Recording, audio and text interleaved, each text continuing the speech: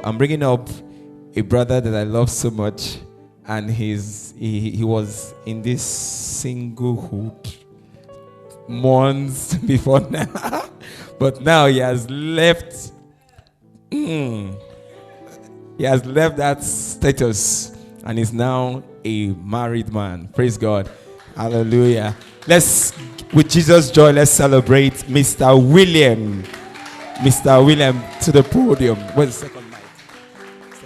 He is the CEO of ProDev. ProDev is a tech company, and he's going to come and tell us about himself. Let's welcome Mr. William.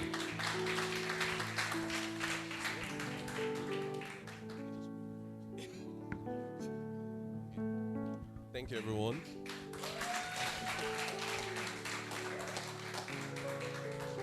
So I would love to first start by honoring our father and our mother in the house for the privilege of being here, and also, honor the man in charge of the singles,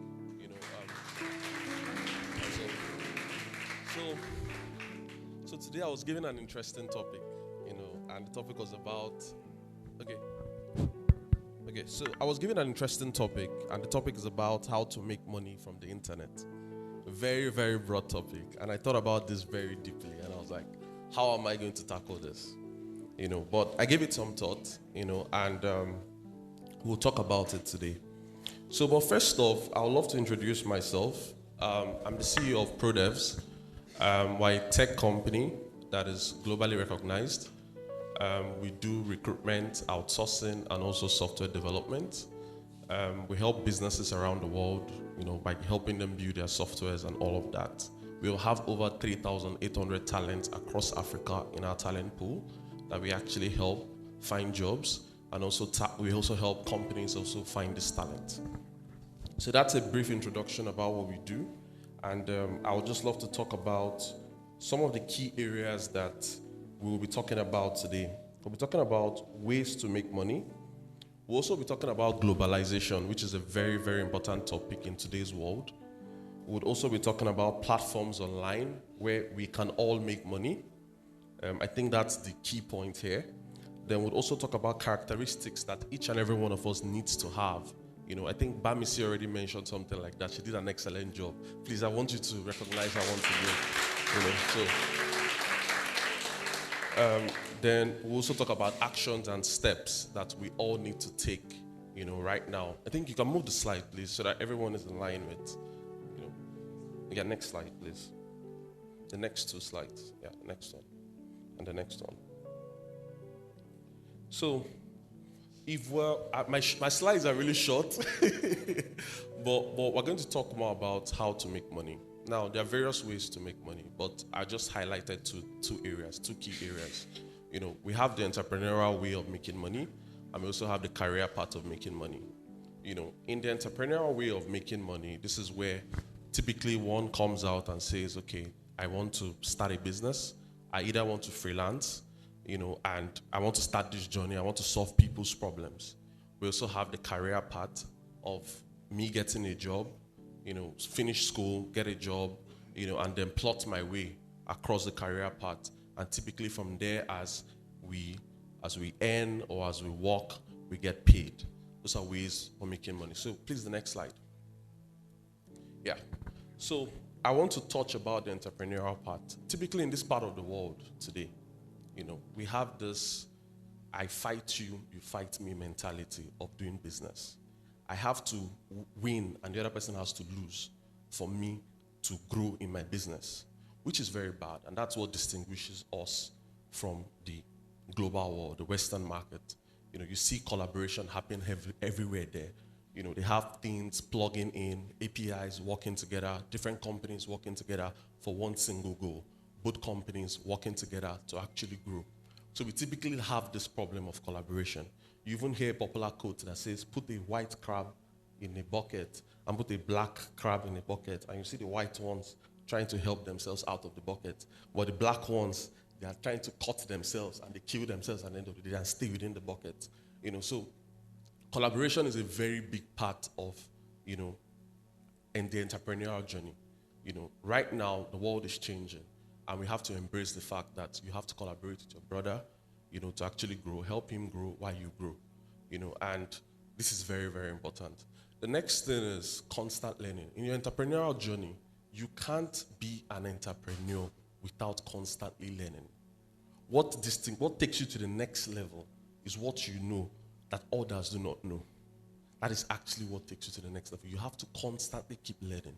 You have to at every stage of your business, it requires different versions of you. You can't be the same person and still expect growth to always come. No, you always have to do something about it. And thankfully, our daddy talked about it on Sunday. He said something about faith without work is dead. You have to put in the work. You have to develop yourself. And she also made mention about it today. She said, you have to constantly keep on shaping yourself. You are your best, you are your project. You have to constantly keep evolving, because if you don't, you will die. It's life. I think the next thing there it says, learn to fish, before becoming the fisherman. So that's a parable. Typically, I'll just talk briefly about my journey. When I left school, that was sometime in 2014. That was when I graduated, 2 months after I got a job. When I got a job, thankfully it came with an apartment, and I was doing well for myself. I simply was working and learning. At some point, I was a protege at that company because they wanted, the CEO looked at me and was like, he liked me, and he wanted me to be his protege. So he kept on downloading lots of knowledge within me, and I kept on receiving this knowledge, and I kept on executing and ensuring that I deliver at every single point in time. So what I was doing at that point in time, I was training. I was undergoing training for what was to come without me knowing. And I spent 2+ years there learning the act of building softwares. And today, that's one of the core foundations of my business. We started off as a software development company, and now we're moving into the recruitment and outsourcing space. And even before we did that, we even had to learn. I called a friend of mine that's been doing recruitment for four years. I asked him, how do you do recruitment? Because I saw that there was an opportunity there. How do you do recruitment? He told me, okay, this is how I go about it. These are the contracts I need to have. This is everything I need to have. I learned all of these things, and I took them back. It's one thing to just take all of this knowledge and do nothing about it. It's another thing to take that knowledge and act on it. I acted on it. I rebranded my business, and I came back again into the market with a different face. And we took the first recruitment job. We did it. We executed. The client liked it. We took the second one. Before you know what was happening, we became a fisherman. We now knew how to fish. So what that means is some people rush into the entrepreneurial journey too early. You have to learn. Daddy said he served for 26 years. 26 years.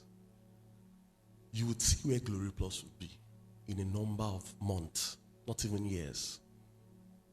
Because he knows, he has done it over and over and over again. He knows. That's why when he's directing us, he knows what he's saying. Do this, do that. Because he has done it before. So you have to learn. Don't just go into the market. Most people go into the market, they don't know anything about entrepreneurship. They are coming, they come to church, have faith and everything. They go back, they don't even know what to do in their business. You're not learning. How do you distinguish yourself from the next person? So you have to constantly learn. Please go back before we go back to it. You move too fast. Yeah. Then it's not about profit. Or, when you start a business, when you start doing business and you're going through the entrepreneurial part and you have a company of your own, it's not necessarily about the profit you're making or how much revenue your company is making. Maybe I'm going too high, but maybe how much money your company is making. Let me bring it down a bit. It's not about that. It's how you're solving the next person's problem. Daddy has always told us that money moves from where? It moves from hands of problem. Simple. So it comes naturally. So when you're all about the money, you lose a lot of values. When doing business, you lose a lot of values. And that's why we have chaos happening in the business environment. I don't know if you guys are very active on Twitter. You hear companies, them dragging companies, left, right, center, because there's some values that are lost. So as Christians, when you go into the business terrain, you have to do business like a Christian. Your values have to be right. People have to know that, I'm working with a Christian. I had a client that called me, said, I have some personal issues, this and that, this and that, this and that. I said, okay, no problem. Something in me told him I should pray for him, and I did. And the next minute he jumped on a call. He said he's so impressed with what we've done for him. And he has given us 8 new clients, international clients. 8. So, moving on. Let's go to the career part. I think we've done a bit of justice to the entrepreneurial part. Let's go to the career part. Now, in the career part, you have to think different. She made mention about it. You have to be excellent. When I was in an organization, I made it my priority to be excellent. I got my first car as a gift from a client. A client said, I looked at I did this project for him. He was earning in the thousands. The software we built for them made him a millionaire. He came, he bought me a car. He said, William, take this key. This is your car. That was how I got my first car. How? From excellence. I got introduced to a billionaire in Nigeria here. I'm sure we all know her, Linda Ikeji. If you go to Linda Ikeji's blog, I built the blog. So how that happened was not a question of luck. It was, I was diligent in my work. My wife even knows that when there is something that needs to be done, it has to be done. And every member of our team knows that. And that's why I understand Pastor. Because when something has to be done, it has to be done. That is the only way growth can happen. If not, you'll be slow. And the world will move past you. That opportunity will be lost. So as an employee, when you're working in an organization, think different. Be excellent at your job, just as she has rightfully stated. You have to be very effective and efficient. I think it's the same thing. Then think about your growth. Yes, a lot of people don't think about their growth. You look at people, it's not just about having LinkedIn. How many of you have LinkedIn? Raise your hands up. It's not about that though. I can have a LinkedIn profile and nothing is happening there. You have to think about, what is the job I want to get? I want to be a product manager. How do I plot my way? Have I started taking some certifications? Have I done an internship in an organization? Have I gone there and said, please, I want to be an intern here to learn how to be a product manager outside of what I have been taught? I want to understand the practical. Because it's easy for us to learn the theory and forget the practical and think we can get a job from the theory. When they're asking, when they're demanding for, how do you get this job done? You don't know. So you have to plot your journey. If I want to hire you, and I see that I want to hire you for a senior product manager job, and I look at your CV, you're a receptionist, you're this, you're that. You don't have anything that shows that you're a product manager or you've ever been a product manager. Nothing is showing that. And you're coming to apply for this job. I will skip your CV because that CV is a waste of my time. You just wasted 2 minutes of my time without knowing. And one way or the other, I'll just ping your name. Okay. If I see your name again and I see that you're applying for a job that I know you're not qualified for, I'll skip you. So I don't waste my time. So I move on. Because I have that talent that I need to look at. Like she rightfully stated, the economy we are today is a talent market. You have to be skilled. You have to be calculated. The 4th point says you have to be strategic. You have to calculate your growth path. Very important. You have to understand, if I'm moving from one job to another job, or I'm moving from one company to another company, why am I moving to that company? You have to be strategic in that move so that whatever job you're aiming for, if you want to work in Google tomorrow, you have to start now. If you want to be a staff of Google or Microsoft, start now. In 3 years, you can achieve it. In less than 3 years, you can even achieve it. They're hiring a lot of people, Microsoft, in Nigeria, here, behind our corners, Ikoyi. So it's not a difficult thing. You just have to plan. You have to start arranging yourself, putting things in order. You have a LinkedIn profile. You're putting a picture of yourself, turning your head like this. Or the background looking like something that, is, let me not describe something different. But you have to have a presentable, professional picture The world is a global market. People can stumble on your profile. Why should they stumble on your profile and be like, oh, I want to invite this man for an interview. I want to have a conversation with him. I have a talent that reached out to me. He said he can do outbound marketing. I looked at his profile. He's the chief growth officer of a popular company in Nigeria. I was like, oh, this is interesting. I didn't know it was a bot that sent me a message. I responded to him. Then he took the conversation from the bot. Today, my company paid him some money to do marketing for us. But how did he present himself? He presented himself. I looked at his profile. His profile was great. He can do the job. That is why I gave him the job. So, next. Now, the world is becoming a global market. Everything is opening up. COVID scattered every barrier. I don't have a physical office. All my staff, 17 of them, work remotely. Some of them, I just met the last one when I traveled to Port Harcourt for a wedding. I had not seen him, but he has been working with us for close to a year. The world is becoming a global market. My company is a US-based company. I've never stepped my leg in US. But I pay my taxes there. I have clients there more than in Nigeria. The world, put your ears like this, the world is becoming a global market. If you do not prepare yourselves, there's a class that they're calling the useless economy. You know, we have middle class, there's a class they call useless. They don't have usefulness, they're useless. You don't want to categorize yourself there. Because the poverty that you're praying against, you will see yourself inside. Next slide. Now, let me give you a mind-boggling statistics so that whatever paradigm or things you have in your mind, you start thinking big. Because there is no point thinking small. Because if you think small, when will you not think big? Is it when you're 80 or when you're 60? The population of India is 1.3 billion. The population of the largest economy in the world today, United States, is 329.5 million. Population of Africa is 1.2. Where am I coming to? It is, if you look at all the tech companies we all know today, who are their CEOs? Where do they come from? Why?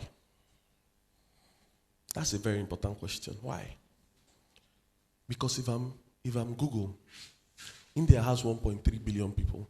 All I need is each and every one of them using our services, paying $1, and we're making 1.3 billion. That is what I need. And they have just one currency. And India is not as big as Africa.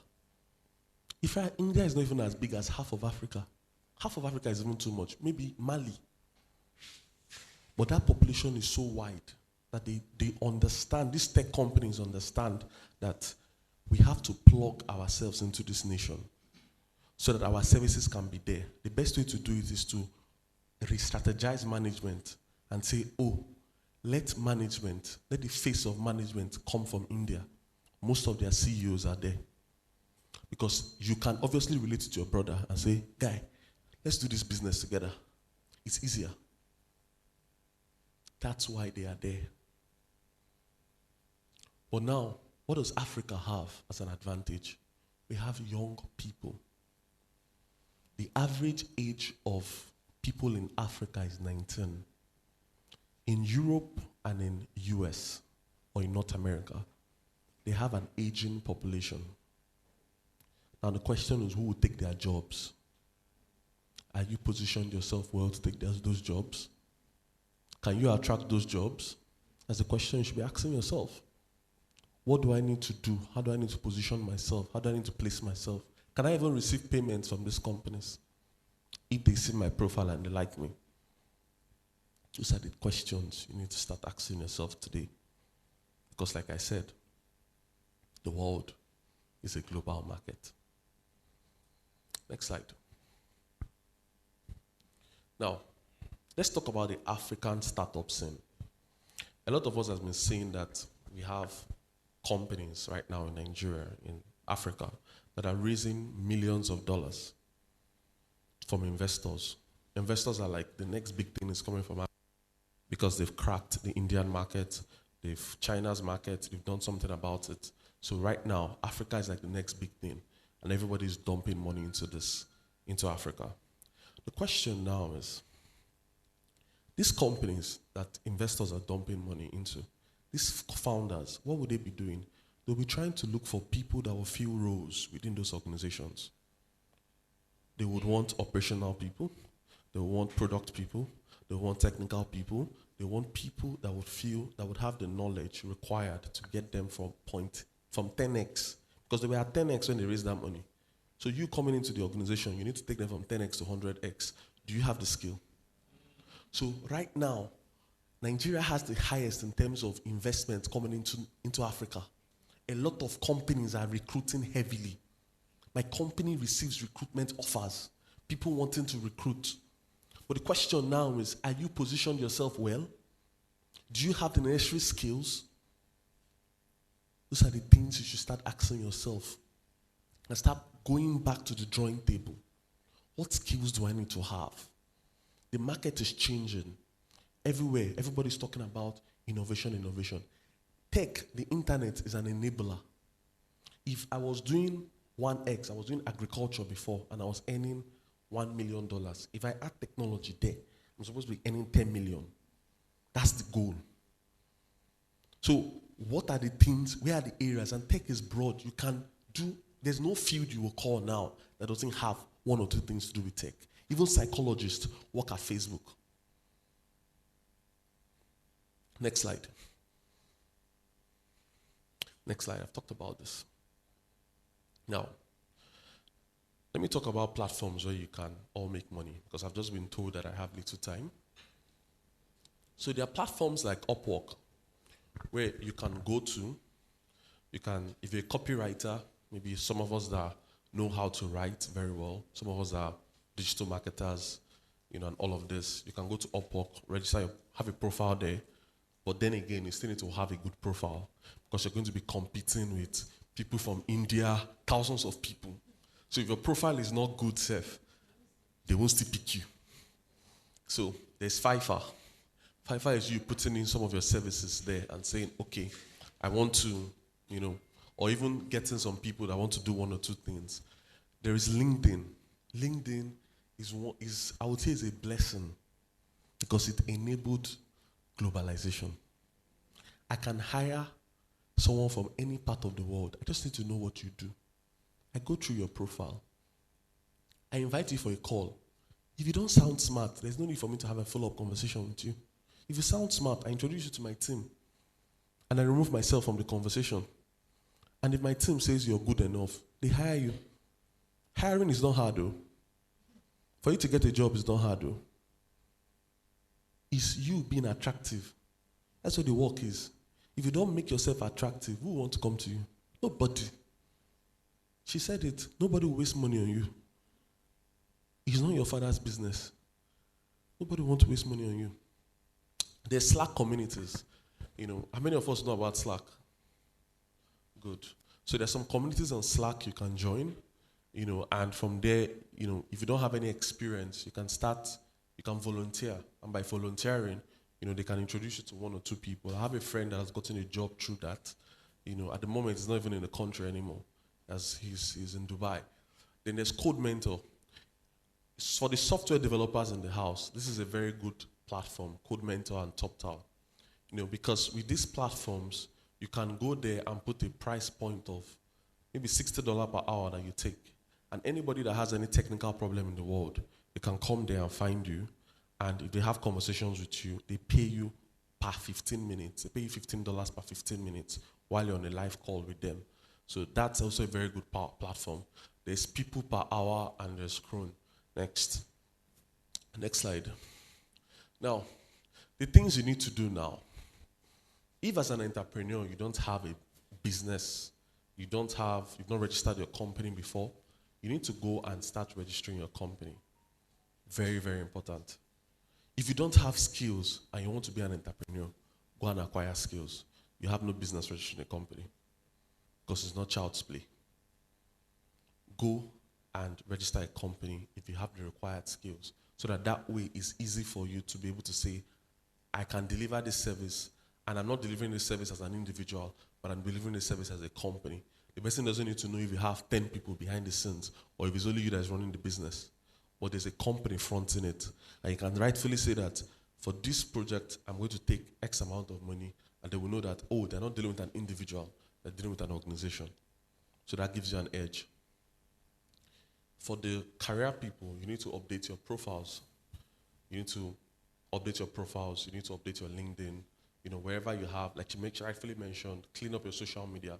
We look at those things when hiring you because we want to know whether we're bringing problem into the organization or not. Because by seeing the conversations you're having, I have this scare for people that they say that they're feminists. I am worried about it. Because once I see this feminist act, I'm like, okay, and let me understand your kind of feminism, because it's a dicey edge. Then if you don't have a company website as a business, go and create that. Very, very important. Then be very visible. Some people have LinkedIn profiles, but their faces are not there. Be visible. Let people see you. Let it be that you're not hiding from anybody. Because if you want to be globally known, you need to be visible. So that people can know that this person is not a scam. This person is an actual person, and I can trace him. I can see his digital footprint. Be very visible. And like I mentioned, they take quality pictures. And how many of us have a US account? A US account in US. Okay, great. So if you don't have one, go and register on grey.co. It's a platform that would give you a US account. So at any point in time when you're having to interact or engage with a US client or anybody that is based in the US, and you want to have, and they want to pay you for your services, you can always present that account and you'll be paid. Next slide. So, questions. I think that's the, does anybody have any questions? Okay, not yet. Okay. Thank you. Hallelujah. Come on, let's celebrate Mr. William. If you've got great value, come on, celebrate Mr. William.